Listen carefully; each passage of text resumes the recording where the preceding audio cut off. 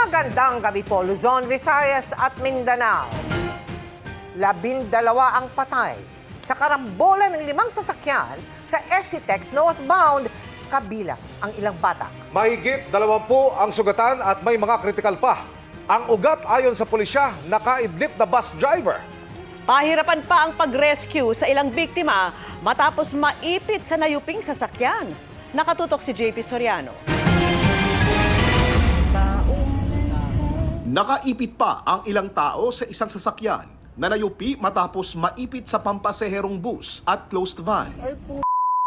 Ayon sa NLEX Traffic Operations, nangyari ang disgrasya tanghali kanina sa SCTEX northbound papunta sa Toll Plaza ng Tarlac. Sangkot sa disgrasya ang isang van, closed van, kotse, ang nayuping van at ang nakabanggang bus. Ayon sa Tarlac Police, 12 ang patay. Karamihan ay sakay ng van. 6 sa mga nasawi, mga bata. 27 ang nasugatan at dinala sa Tarlac Provincial Hospital. Critical ang kondisyon ng driver ng nayuping van. Patuloy rin ang pag-rescue sa mga naipit sa mga nadisgrasyang sasakyan. Mabilis pa rin po yung takbo ng bus, approaching na po sila ng toll plaza ng Tarlac.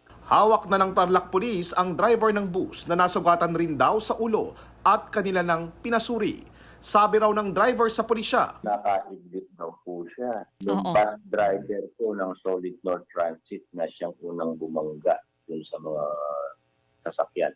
Sa pagkakaidlip niya, dahil full speed po siya, so kaya po hindi niya namalayan na approaching na po siya dun sa SCTEX Toll Plaza. Nakatakdang i-impound ang bus. Isinara ang bahagi ng SCTEX northbound kung saan nangyari ang disgrasya at nagpatupad na ng counterflow sa southbound lane. Sinusubukan pa naming kunan ng pahayag ang kumpanya ng bus. Para sa GMA Integrated News, JP Soriano, nakatutok 24 oras.